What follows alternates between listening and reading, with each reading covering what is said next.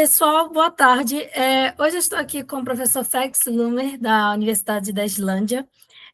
Hoje nós vamos apresentar aqui alguns tópicos relacionados a cultos pré-cristãos, né, na era viking, e também vamos falar sobre questões de estudos belifônicos, que é uma coisa que eu não conhecia até então, que é justamente sobre os sons relacionados a sons em batalha, tipo assim, relacionado a como seria a vocalização dos berserkers, algo dessas temáticas. Então, vai ser algo bem interessante, porque realmente eu nunca tinha ouvido falar dessa pesquisa, e ele trabalha justamente com essa temática. Professor Felix, thank you so much for accepting the invitation. Thank you so much for having me. Was a major pleasure receiving you here, because you have a very interesting researches about the Old Norse and pre-Christian cults, and about polyphonic studies, and this is very interesting when I saw that, because I didn't know that having a study about the sounds of the battles and what the people doing when they are in some aspects of the war, and this is very, very interesting that we want to see in this interview. So for starting interview, I would like to ask you, how started your interest for study the Viking Age, the Old Norse religions and the pre-Christian cults, and this is your study in the polyphonic area. How started your interest for that? Well, technically speaking, because I was not a good student in school, I wanted to become a neurologist, so like a doctor, and my grades weren't good enough. So my father was like, you have to have a plan B. And I was like, yeah, history and Scandinavian studies. So I started studying Scandinavian studies in the University of Göttingen in Germany. And, you know, from there, it became like, initially I was more into the newer material. So like Strindberg and Kierkegaard and so on and so forth. But then the more I got into saga literature, I was like, yeah, this is really what I wanted to do. And then there was a very interesting lecture on Old Norse religion, deities, and that really gripped me. So after my bachelor's, I tried to study comparative religious studies in combination with Scandinavian studies. And that led me, after an Erasmus exchange year, to the University of Iceland, where I was then enrolling in Old Nordic Religion and Belief, which was then a studies program under the auspices of Terry Gunnell. Did my master's there, did my PhD there. Well, and now after Terry has retired, I am teaching the class on Old Nordic Religion and Belief. Oh, amazing. You cited Professor Terry Gunnell. He was my first guest, international guest here. I love his Really? stories. Amazing. Really? Yeah. Nice. It's fantastic that you cited him. When we study about Old Norse religion, and we have the comprehension about that, what we need to start for comprehend how this is work in that period. People see the Viking Age period with many visions of the movies, of the series, and the traditions that the religions of in our eyes by these medias. And what do you consider that is important to comprehend these traditions in that period? I think one of the most important aspects about this is that it is a polytheistic, and then of course we are already running into a problem, right?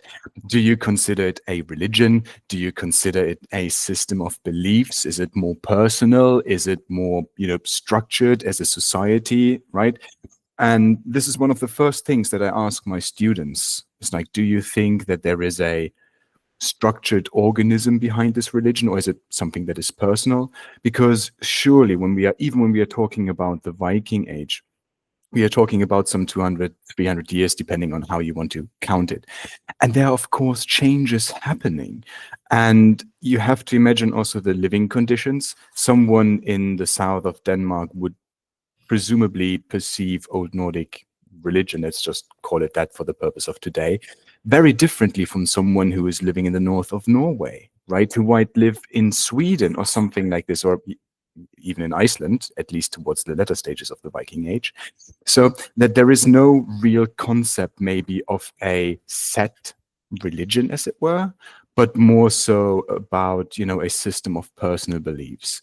And in this polytheistic arrangement that you are then having, various different notions. You might favor certain gods, might disregard others, or maybe not even believe in any god whatsoever. We have in Landnáma book, for instance, descriptions of people that shun any deities and are like, it's like, I believe in my own strength. So there are certain degrees, hues, tones of religiosity in this. And I think this is very important.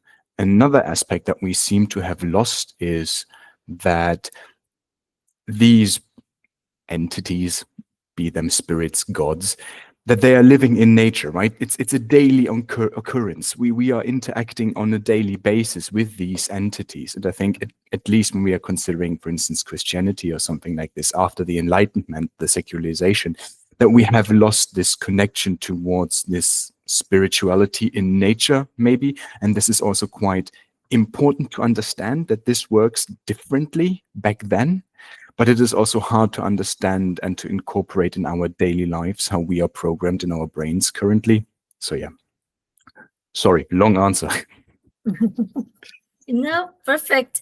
And when we talk sometimes, we saw that we say sometimes this, we have only one religion in the Viking Age, but this is not correct. We can say that we have multiple cults and religions. What does this work? We have some aspects that many people are divided by the social classes that have a type of cult, and others have the type of other cult. What's we can say most common in that Viking Age? Regarding a specific deity, or what do you mean in that? In specific deities. That again is very different, or differs very so much so from when you are considering, what the age you are looking at, the beginning of the Viking Age towards the end of the Viking Age, whether you're looking in the south of Denmark as opposed to maybe Sweden, as opposed to Norway, as opposed to Iceland. So there are certain cult areas, certainly. For instance, we know that Gamla Uppsala in Sweden was a stronghold of Freyr worship, although the temple description in Adam of Bremen says that Thor was the main deity. But so Sweden, Freyr was very popular, for instance. In Norway, there seems to be some kind of Odin worship taking place, especially with the elites, because there is some mysticism in his knowledge. The skulls really much so force this upon us. Again, there is a problem with the sources that we are using, because they are coming from the upper, 3% of the societal class. So it's also a bit skewed then towards certain deities that they are having. But when we then move to Iceland, for instance, and if we just look at Landnáma book and Íslendinga book, at Landnáma book specifically, 25% of the settlers are called in their name something with Thor. So Thor seems to have been very prominent. And this ties then back into Norway, because a lot of these settlers, if not, at least the land-taking settlers, came from Norway. So this again suggests, and there is the cat. This suggests, of course, that Thor was also a very prominent figure. This is very interesting. And you say that have a part of people that don't believe in anything. We have some term for these people. Nowadays, we say that people that don't believe in God, it's atheist. And in that time, what we can consider about that people that don't believe in any gods or some type of religion in that period? At least in Landnáma book, they are called trúlaus. So they are not called, not believing in deities, but they are basically called without belief or without faith. So that would be a term that you could apply to these people. But then again, it is a question, because this then bleeds into concepts of luck and fate and personal strength. And my cat is too eager today.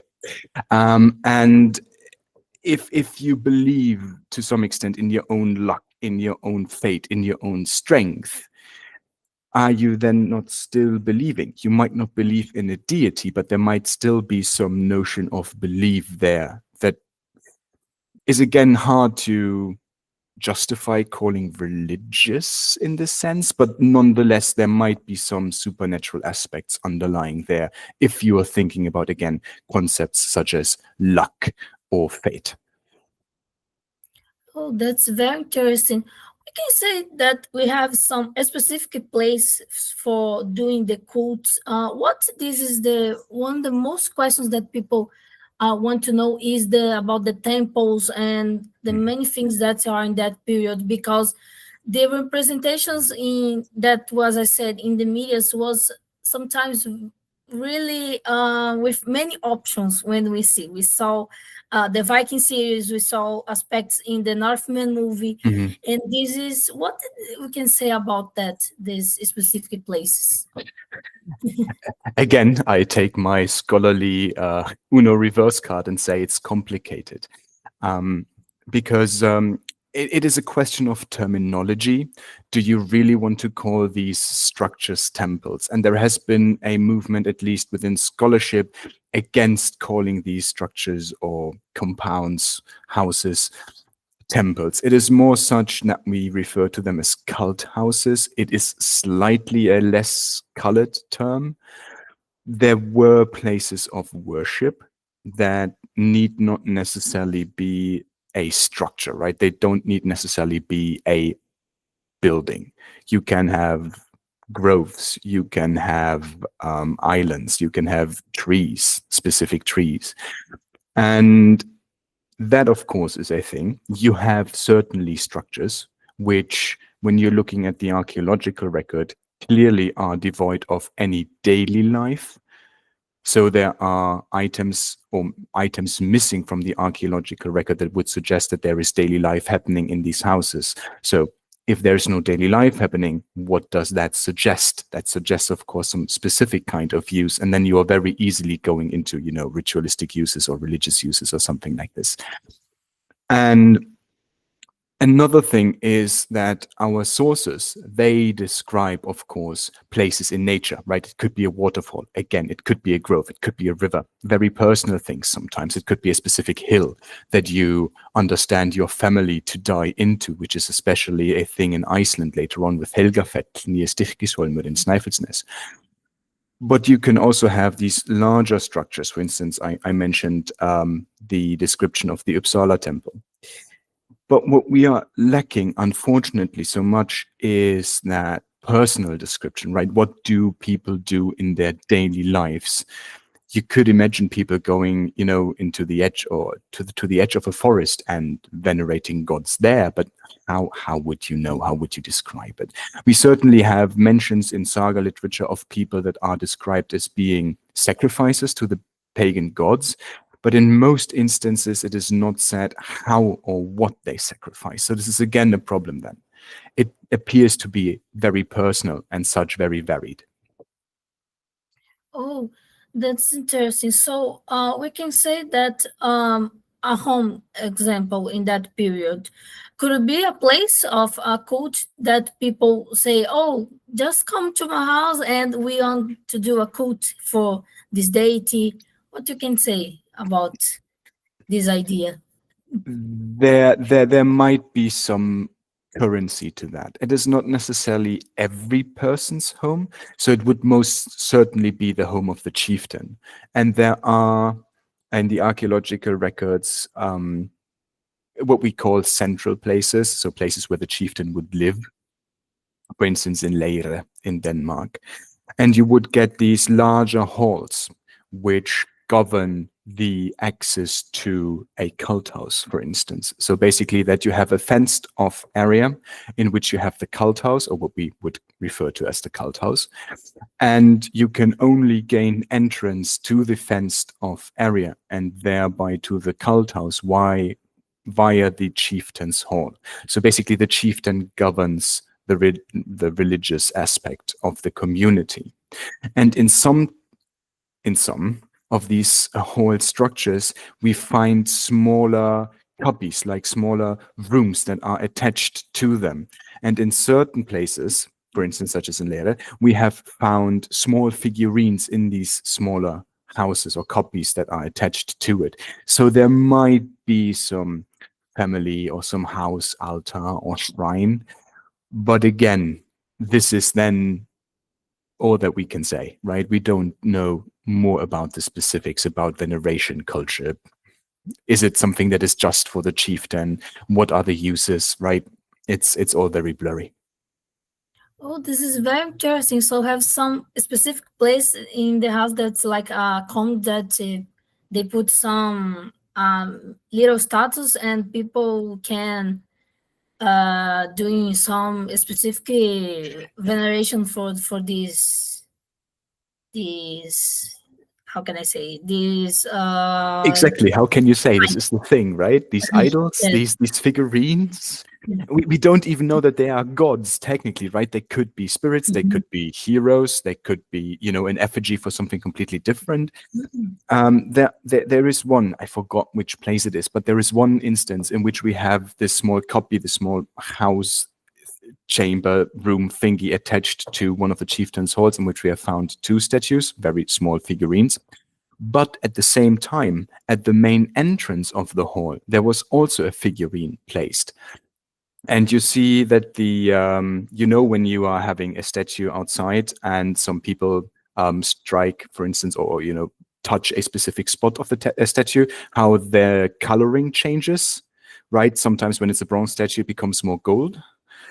This we have found as well. So there seems to be that one particular statue or figurine that was placed somewhere close to the entrance. People would have only, waved or touched the head of the figure. So this is again something. What is it good for? We don't know. It exists, so it suggests something, but more than being suggestive, we can't really say more, unfortunately. That's a very good side to view what is coming in this situation, because we many time we only see the only aspects of that and have so multiple things in that period that it was more complex than we Mhm. think. And one of the most interesting things about that period too is that all the process of rituals and what they do in the veneration of these dates and what is working this process. The shift and participate of all the process or have the help of Avolfa or other people participate. How this works in some aspects of in that society? How to do a cult in the Viking Age? How to do a cult in the Viking Age? Yeah, that is a good question.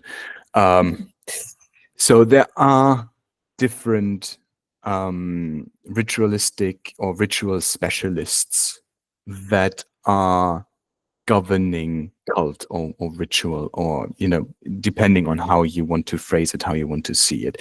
The Velvet are one of these ritual specialists.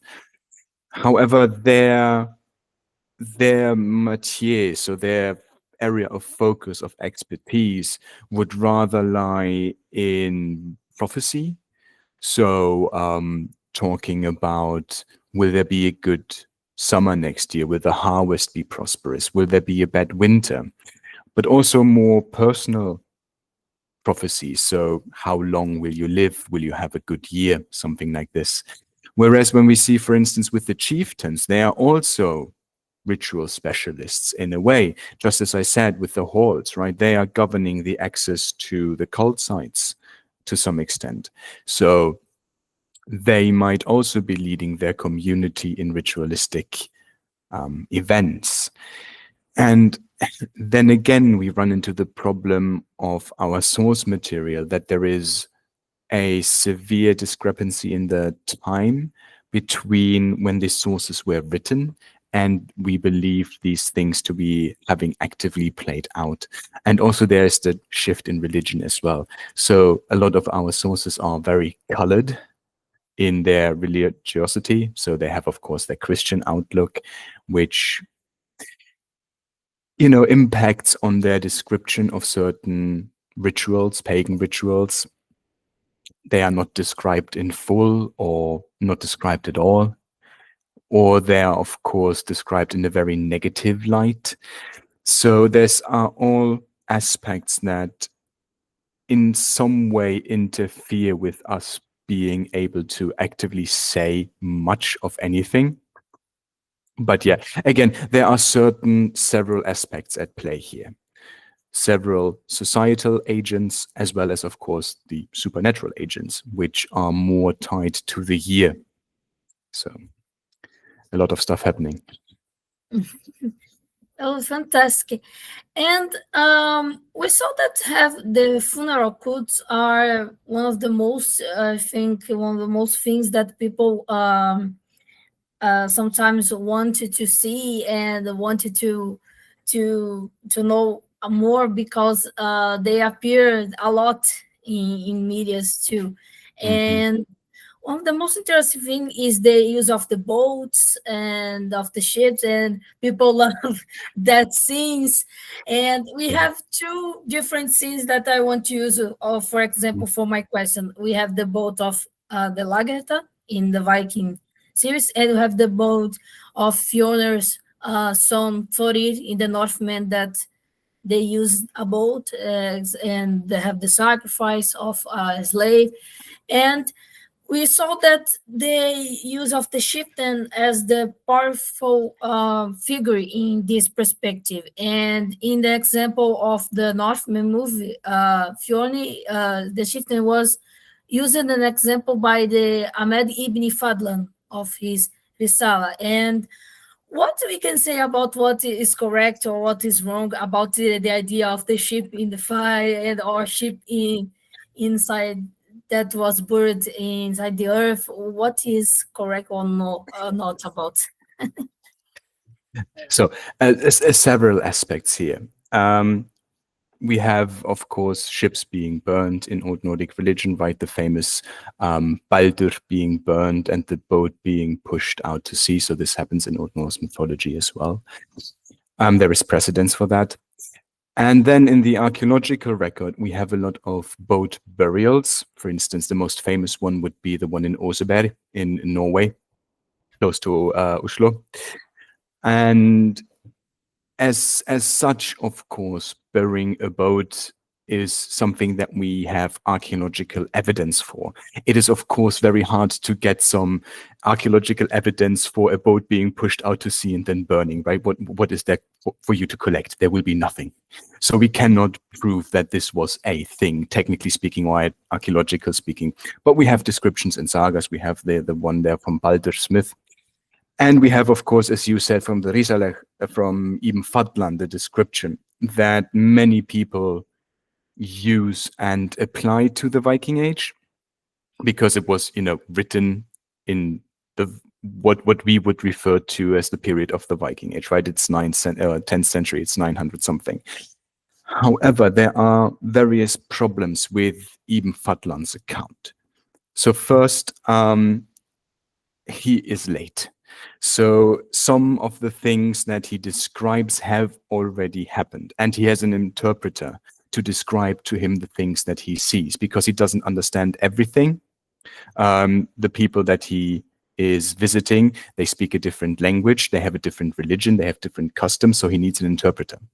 And of course, this adds another layer of confusion there, because when you are interpreting stuff, you might use words that are existing in the target language, so into the language into which you are translating, rather than in the source language, which is your own. And if you're not having, for instance, I have a student who's from Thailand, and there is no word for snow in Thai. So how do you translate the concept of snow? It's like, right, there are certain things that are either not translatable or that do not translate well. So there you are having another problem. What is Ibn Fadlan getting for information? And then he describes whatever he describes. This is, of course, where the slave girl is then sacrificed on her master, and then the ship is burned.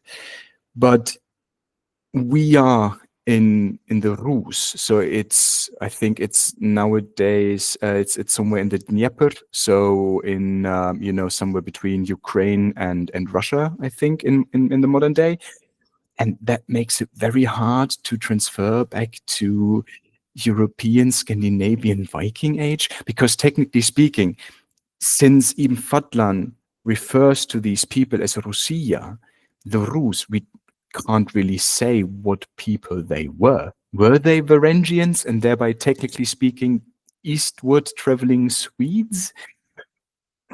It is very hard to map this onto the Viking Age that we have in Scandinavia or in the North Sea region. There are some problems there, unfortunately. But because it's such an evocative account, and if you don't have yet to your audience, if you haven't read it, read it, because it's still a very descriptive, let's say, account. Yes, this is interesting because I have the same doubts about that, because we don't know if he described a rules that are Scandinavian rules, or if these rules are a new adaptation of how can I say, these rules are now Slavs from that Mm, person that they descend from Scandinavians. This is so difficult to understand sometimes when I read the Risale of Ahmad ibn yeah. Fadlan, that I have sometimes this doubt in my When brain. when I may intersect with one more thing, because my PhD was about translating supernatural concepts and the problems that arise with that. There is this one famous elderly woman, right? The angel of death, Malakalamut, who takes over at some point the ceremony, who is also then the person who sacrifices the slave girl, who kills her, at least to some extent. Other people are involved in the process as well. But she is then the governing entity of the ritual, which, if we turn back to one of your earlier questions, right, who does cult, who does religious activities, would maybe suggest, if we think about female figures, again, some kind of vulva type figure.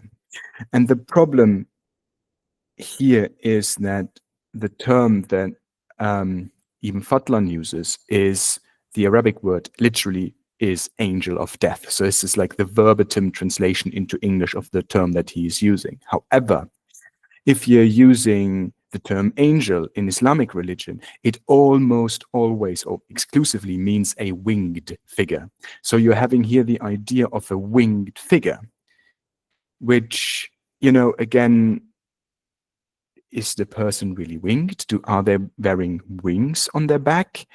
And if they are, that would be very interesting, because if we, dial back some 1,000 years, into the Bronze Age, 1500 BCE, there are, for instance, interesting correlations where we see in the Kivik grave in Sweden stone incisions of women that are very avian shaped. So they are wearing avian costumes of some birds, and they are in a grave. So there is again a link between femininity, death, graves, and then potentially back to Ibn Fadlan, right? But this is again then the problem. Is this really what he is seeing? Or is he just describing as best as he can what he is seeing? So yeah, translation and the problems thereof is very fascinating. Sorry. Yeah, this is very very interesting. Know about that, because they trying to reproduce exactly the scene of what Ahmed was seeing, and Mm, the girl was saying the words that she say. Oh, I saw my father, my mother, and mm, my parents in many aspects, and it's interesting because it's difficult to say if this ritual is properly a Viking Age ritual or a Slavic ritual, and this is, I think, this is the problem with that scene. It's very complicated to our family. What is totally Scandinavian, what is part of a culture that was the Slav culture. Or maybe what was initially, Scandinavian and got reinterpreted or adapted to the current living conditions of the people in the Volga band. I mean, it's sorry, Don band, but I mean, it's right. Your guess Yeah, is as good as mine is as good as the next man's. It's like it. It's so complicated in these things. Then. yeah, sure. And one of the most interesting is that the period of starting of the Christianity in the Scandinavian Mm, is, well, I think, one of the period that have the many transitions of the old religion to the new religion that was coming to that period. And what we can say about the cults that to have this part in this transition of to the old North society to this society that you come. We saw that in Harold Bluetooth, how can I say, the region of Harold command that have the his fortress, and it's fine that Avolvo probably participated. I know that he is a Christian now. He became a Christian king, but mm. in his fortress of Trelleborg, he have a voice for that participating in some type of cult. He was find there. What you can say about sometimes things using this power of the other gods and of two with the duality of the Christian God. Yeah. So various things. Of course, Christianity is a thing that arrives gradually, right? It is something that is picked up fairly early on. We have our first missions, in the 8th century that start off from then the Archbishopric of Hamburg-Bremen in northern Germany. This is the area that is, or the bishopric that sees to Scandinavia being proselytized or missions being conducted from there, and also into the Frisian regions. But this is all happening roughly at the same period in time, and this is a very gradual progress or process or both, where you have missionaries that are going into Scandinavia, maybe staying for 5 years, 10 years, going back. And going then, maybe 20 years later, going back in and trying to do something. And in this gradual process, you have, of course, an ebb and flow. We have descriptions of missionaries going to Birka, and they are initially not very welcomed. This is in the 9th century, 800 something, and they are not very welcomed, and they need the populace or the benevolence of the populace in order to be allowed to stay and to practice their religion, to spread their religion, and so on and so forth. So they go to the chieftain, and the chieftain is like, I really cannot answer this on my own, right? I have to ask the entire townspeople, basically. So they hold a thing meeting in all essence. And then it is the pagan gods are basically asked, hey, is it okay for the Christian God to be here as well, for the missionaries to stay, and so on and so forth? And there are people that are for that. There are people that are against that. And ultimately, there is one elderly man who says, like, oh, yeah, I had a communion with one of the Old Norse deities, so to say, and the Christian God should be allowed here to stay. So they are allowed to stay, they're allowed to preach, they're allowed to teach. Now, what happens is, after some 5 years, they have to leave because the initial chieftain died and his son takes over. And the son is a staunch pagan. And he says, off with you. I don't want to have you here. So the area becomes pagan again. So then has to be then a next effort in order to proselytize this area. There are certain, so again, this ties then into a chieftain, a societal religious figure says, the populace has to decide. I cannot do this on my own. And the populace negotiates in a way with their own deities in order to see, Can we have another deity? Because in all essence, this is what it is, right? You are coming into a polytheistic religion, and suddenly you are having one deity more. So what's the matter? Okay, I have one guy more that I can venerate. I mean, okay, good.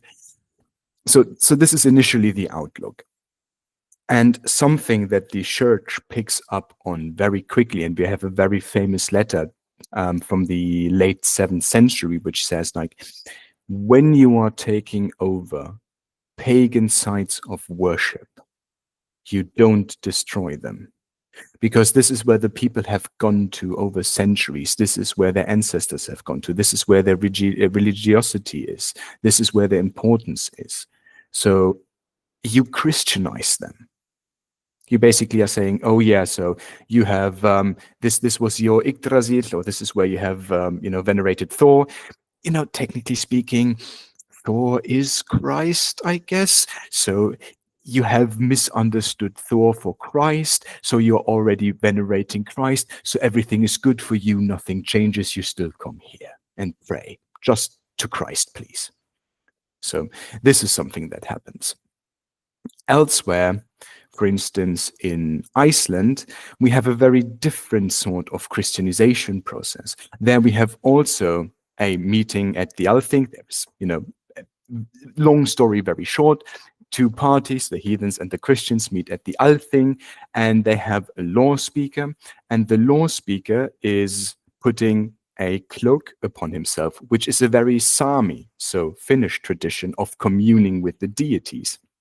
And he remains under the cloak for an entire day and an entire night. And after that, he then emerges from his tent and emerges from his cloak and says, okay, so I have thought about this. Iceland should become a Christian country. And then he says, why? Because there is fear of a civil war, which could completely eradicate Iceland. And then there are, of course, political reasons as well why you should accept Christianity. Because when you are a Christian king, not only does it make trading for you with other Christian kings easier, but also allegiances. Because Christian kings don't ally themselves with pagans, but with other Christian kings, sure. So if you maybe are just freshly come into power as a king and you need your realm to be safe and secure, you ally yourself with a king that is of the same religiosity as you. And the next most powerful king in the area would have been most likely a king from England, and he would have been Christian. So there is also an incentive there. In Sweden and in Denmark, in Sweden and in Norway, it takes some time. It is not an easy process, and it is a very bloody process. So there are a lot of so-called sword missions. So people being forced to change their religion. And that is, of course, something that takes a lot of time and a lot of convincing, right? Because ultimately, when somebody faces you with a sword and is like, do you change your religion or I kill you? Then you say, most likely, of course, I change my religion. And the moment he buggers off, you just don't care anymore and you switch back to your religion, right? Because religion is, of course, something very personal to people. Oh, And that's hence, no, please. Yeah, that's an interesting point of view because I think we can say that King like Harold in this beginning not forgets totally his old religion. They resignificate with many uses of the old traditions with the new tradition that he wants to put in his society. And this is very, very interesting for this beginning. There is, I think it is King Haraldsson, but I might be mistaken, who wants to, of course, Christianize the country and so on and so forth. And he happens to be out and about over the Christmas period. So for the pagans, Christmas would have been a period. It would have not been on, one or two specific days. It would have been a drawn out period. And he finds himself around Christmas out and about, and he is invited by his subjects to take part in a Christmas feast or Yule feast. And his subject in this instance are pagan. But because it's Christmas, they are just saying, it's okay, fine, we are not fighting one another. We just have this Christmas celebration. You are our king. It's, of course, important for us, both parties, that we uphold our religious sacrifices and days and feasts and holidays. So the king obliges and he joins the feast. Now, the problem is that the heathens or the pagans have prepared a soup. And in the soup is horse meat, which is, of course, completely forbidden for Christians. Christians don't eat horse meat. So the heathen, you get this very initially whimsical, funny episode, which turns very problematic later on, where the heathens are like, okay, king, please, you have to sanctify, to consecrate the soup by eating it. And the king's like, yeah, what's inside the soup? Oh, yeah, a bit of horse meat, nothing too wild. And the king's like, guys, I'm Christian. I can't eat horse meat. So, of course, I'm not consecrating the soup. I'm not eating it. That irritates the heathens. And they are like, well, okay, what can we do? Just a sip? And king's like, no, nothing. This is like, can't do. Okay, what about you smell the vapor, right? The soup is very hot and it's very steamy. What about you just basically breathe in the steam? And the king's like, can't do. It's horse meat. It's like, can't do. Okay. One last thing, because the heathens become, agitated. The counselor of King Harald steps in and is like, okay, what we will do is we put a cloth over the soup so that the steam is filtered. Very ingenious. And the king then finally obliges and is like, okay, good. So he takes a whiff of the steam and then he makes the sign of the cross over the soup.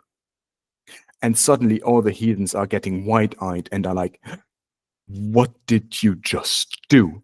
And the counselor is very quick-witted and he's like, oh, guys, no need to worry. It was the Thor's hammer that he did over the soup. So as you can see in these instances, right, they are still aware in these periods of changing religiosity that certain religious acts and aspects are of importance, and that if you want to be successful in proselytizing and also in building up some how do I say, that the Christianity or that the Christian religion stays, if you want to have some staying power for it, you cannot simply trample over old customs. You need to somehow negotiate them and then suddenly but slowly let them, drift out of the picture, and then they are Christian, and then nobody even remembers that.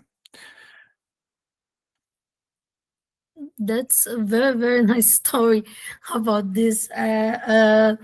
So I think King Harold escaped for a little for doing the it's interesting because Mjolnir probably used in the is a necklace like the Viking see the Christians using, and they assimilated that he was doing the sign of a Mjolnir. It was very, very, Yeah, very funny.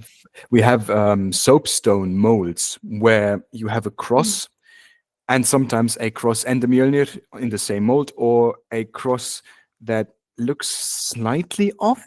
So technically speaking, if you flip it around, it could be a very crude, misshapen hammer.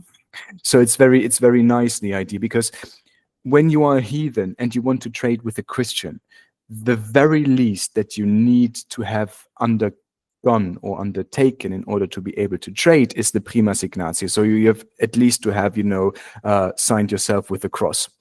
And if you're having a necklace that is slightly ambiguous, you're trading with a Christian, you just, flip the cross around so that it's a proper cross, and then you're doing the trade. It's like, yeah, sure, I'm a Christian. Look, I'm having the Christian cross. You buy, you trade, and then you're going back to your people. It's like, no, certainly it's a Thor's hammer, right? Just like flip it around, and then it's like all good. Oh, that's a very interesting. I didn't know about that. So they do sometimes to flip to just for so. Oh my god. It would at least the ambiguity of some of these items suggests that you could easily do this. And I mean, where there's money to be made, people become very ingenious, right? So It seems to be that certain people have done this in order to make a quick buck here and there, yes. Yeah, people since that period know how to how to win money. Yeah. Also, if you are having, an ambiguously shaped cross or hammer, you just need to have one item and you can sell it to both, Christians as well as pagans. You don't need to have a specific Mjolnir and a specific cross. You just have this odd-shaped thing. Sure, it works. This is certainly a cross and a, Thor's hammer. It's just like the way in which you hold it, essentially. Yeah, that's fantastic, about all of this. And Professor, I want you to start now about the ballyphonic Mm. theme, because it's Yep. one of the most interesting things I saw in your research. Is you research about the sounds that the people doing in during the war, the warriors doing. What is exactly is a ballyphonic area of studies? It's very interesting. Yeah, so the ballyphonic is a term that has been suggested by Jay Doherty in a publication in a book from 2015. It initially, the publication in which he basically creates this term, because it did not exist previously, is a work that deals with trauma, and especially trauma of US Marines fighting in the Iraq War, so the second one, and focuses on the importance of sounds when they are having their interviews, because one of the most to him poignant aspects when you are interviewing, people are remembering potentially smells, but people are also remembering sound, and this is what he then focused on. So it is initially a term that comes from ethnomusicology, the field of research is called, and it is a composite of the Latin term bellum for war and the Greek phone for sound or noise, hence the sound of war. And as such, it is pretty much that. So you are researching the sounds of war. It need not necessarily be the sounds that the people make. It could be the sound that the weapons make. It could be the sound that the environment does in a combat situation. Right? It is very open in that regard. And it has very many applications. So you can, of course, research this in films, in audio recordings, in interviews, or in, for instance, such as Old Nordic religion and belief does in literature, because we don't have any audio recordings or videos or such. Also, we can't ask people anymore, unfortunately, right? So no interviews either. But what? Yes, this is very unfortunate.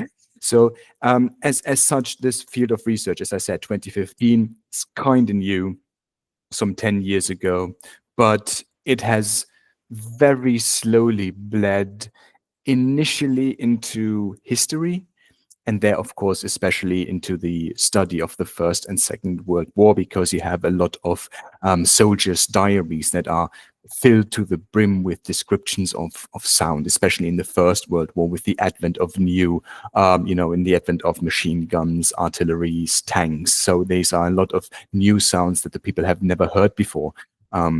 Airplanes. It's like, these things become a staple of the battlefield during that period.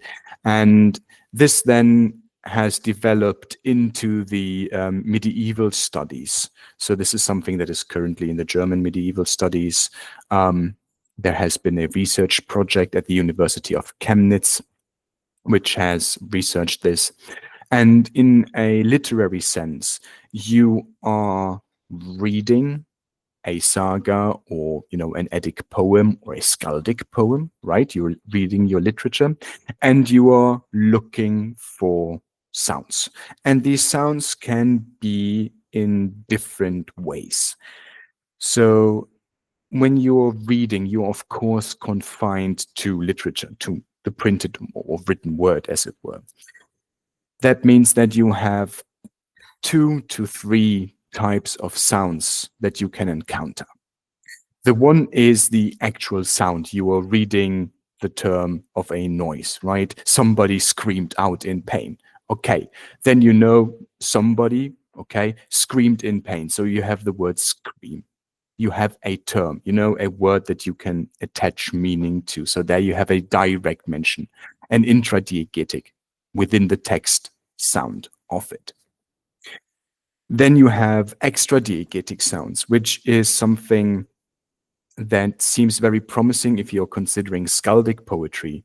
And extradiegetic is the sound happens when you're reading out a text aloud. I mean, every parent who has read out a good night story to their children might come along, oh, and the dragon, right, came flying and everybody screamed, ah, right? And these screams, they might, or the dragon screaming, that might not be written in the text itself, but this is something that you invent. So it's extradiegetic. It occurs outside the text. Sorry, just putting my head down. And then you might have sounds that are there, but that are not narrated. So you might have a battle scene that happens on the beach. Okay, I mean, on the beach, you have the waves, you might have wind, you might have birds flying over your head. But in saga literature, these terms are not mentioned. But of course, they are. You are thinking about this when you're reading the scene. You are still implying that there are sounds because this doesn't happen in a sonic vacuum. So this is also something. What sounds do appear? What sounds don't appear? Oh, that's fantastic. I didn't know about the how this is in this area. And its interesting question was, what is the sound of a Viking in that period? I know that this is difficult to say, but what is the sound of a blade or something? We have ideas what this is sound, or it's just we can imagine what is what is this possibility to study. I mean, you can go into experimental archaeology, and you get yourself a sound engineer, and then you take two swords and clang them together, and then you record the sound, you know, directly, then from a meter away, from 5 meters away, from 10 meters away, and then you're getting an idea of the general noise level, say, of a battle. Then you Oh, would that know what a sword would sound like, how, you know, how intense the sound would be, how loud it would be. But of course, you can also just confine yourself to the text and look for the terms that they are describing. And certain types of weapon, you mentioned swords, arrows are another one that are described with certain sounds. So for instance, arrows always, so always I say, when arrows make a sound, they, at least in the Konungasögur, the king sagas that I've looked at, they are only ever mentioned twice to make a sound. So I can say technically ever or always make the same sound. They are screaming, they are screeching. So what you then can do is, okay, so I have this term. Where do I find it elsewhere in the record? And then you can see, oh, you find it in skaldic poetry. Oh, and you might find it as a description for a specific monster. So a monster in a specific scene might use this very sound. So then you can relate and compare and start to see, you can start to build up a sonic vocabulary, a sonic dictionary, as it were. What sounds happen? When do certain sounds happen? And interestingly as well, you might encounter intensifiers or detensifiers, which are words that say, for instance, oh, they clashed very loudly, or they crashed in utter silence. So you can also have a pitch somewhat ascribed to it. Oh, that's very, very interesting. And one of the points that was most excited that I was to want to question you is that the basics and youth headners sometimes are described like people that produce a lot of sound when they are. And in the Northman movie, we have this scene that they use some types of screamings and like how can I say, I scream of war, and he doing some as type of dance, and this is as a possibility in that period, or this is just an imagination. What we can say about the bellyphonic of the Berserks? Okay, so first with regard to the ritual. The ritual is of course a reconstruction of something that we have pictorial evidence for, at least. And I know that, of course, with the Northmen, a very famous scholar and a person that I respect very highly, Neil Price, has worked with, and uh, of course also Terry Gunnell and Katrin Fredriksdottir, and they have served as advisors for the Northmen. And we have helmet plates. So basically, a helmet is made out of certain plates that are, malleated together in order to form the helmet. And these plates have pictures on them. And the scene is with, I think, reference to plate one. Torslunda, exactly. Yeah, one of these plates. So there is pictorial evidence there. Of course, there is some liberty taken, but generally speaking, we have some evidence of this practice. Now, with regards to the bellyphonic of the Berserkir, that is very interesting, because one of the most, I think, how to say, the defining thing that the Berserkir are known for are, of course, the Berserk's fury, right? Their Berserk's Skankur, the battle frenzy, the battle rage that they put themselves into.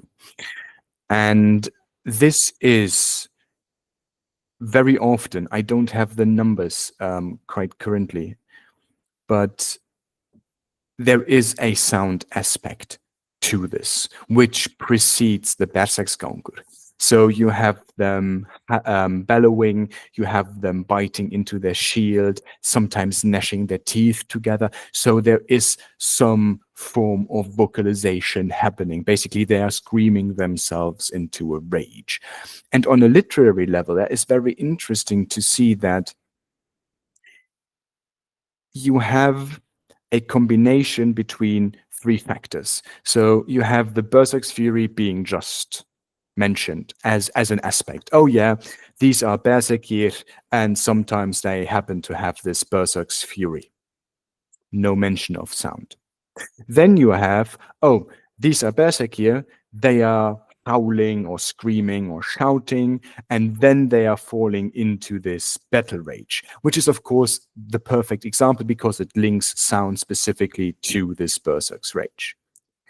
But in other instances, you only have the sound and maybe a faint reference to the Berserksgangur. The word does not appear, but it appears to be described differently than, they became more stronger, or they, cut through the enemy lines or something like this. So that even though you don't have this Berserk's fury mentioned, the sound that they make alone suffices for the reader, so for the recipient, rather, to know what just happened with the Berserkir, that they have altered their state of mind, as it were.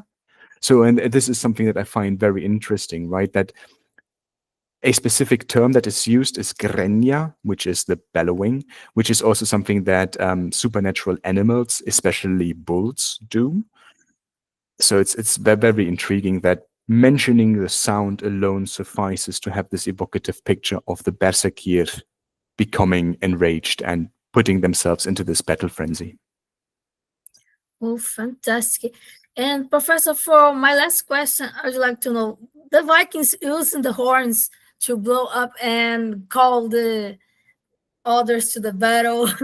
This is real or not? What is about to the use of the horns, like to produce sound and call the others? Yeah, we have.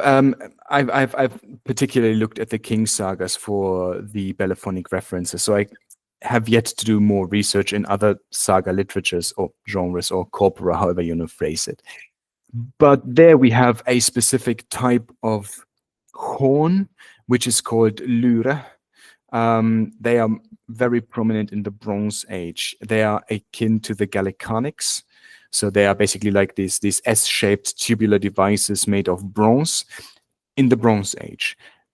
In the time that the saga literature describes, the King sagas describes, these would have been more so like trumpet-like horns or trumpets or lyre again. They would have been made of wood. They would be limited to the natural scale, so they don't have any finger holes. So the sounds that you can make are limited and mostly rely on how you form the sound with your mouth. But of course, there would be different signals. And we have, I think I have counted 11 different uses for the horns being used in a combat scenario, right? So you have horn signals being used for, okay, disembark. So go out from the ship onto the dry land. Reform over there. Attack. Flee. Enemies in sight. So it is, I think, very logical to assume that there would have been different signals, so different tones or different melodies being played. Unfortunately, this is not mentioned. So there goes, again, a lot of speculation into these accounts, but they are used for a broad variety, but they are also used for non-combat related activities. So for instance, when the king just holds a thing, either with his men or, in order to practice law, these horns might be used as well. So you have to be very careful which instances are relating to war, which are more relating to statehood. But yeah, a lot of stuff happening there. Oh, fantastic. Professor, thank you so much for accept the invitation. Was a major pleasure receiving you here. I will learn a lot about the structure in the Old Norse religions and about the Bellephonic area because it's fantastic. I didn't know about this when I saw and I think, oh, this is fantastic. I need to learn more about this. Do you have some tips to give some advice to the audience of the channel that you want to learn? Some books, materials that you consider important for people that want to research that? To research the Bellephonic, Yeah, specifically, or Old Nordic religion at large, or or not something like this. religion too. There is have been, of course, this very recent book, The Children of Ash and Elm, which is a very good overview about Old Nordic religion and belief. Neil Price's The Viking Way is always good to pick up. This delves more into the shamanistic elements of Old Nordic religion, with particular focus on the Völva, for instance. So if you're interested in ritual, this might be something. There has also been a new book out, which is called, I have it here, which is called The Old Norse Sorceress, which might also be something. They aren't too expensive, so it's very good to have this kind of material around if you're looking into more so the religious ritualistic aspects. With regards to the Bellephonic, there isn't too much published yet in Old Norse. I'm currently working on stuff, but yeah, there might be things happening in the future. Okay. Thank you so much again for doing this interview. Thank you I for will inviting just me. thank you. I will just stop the recording.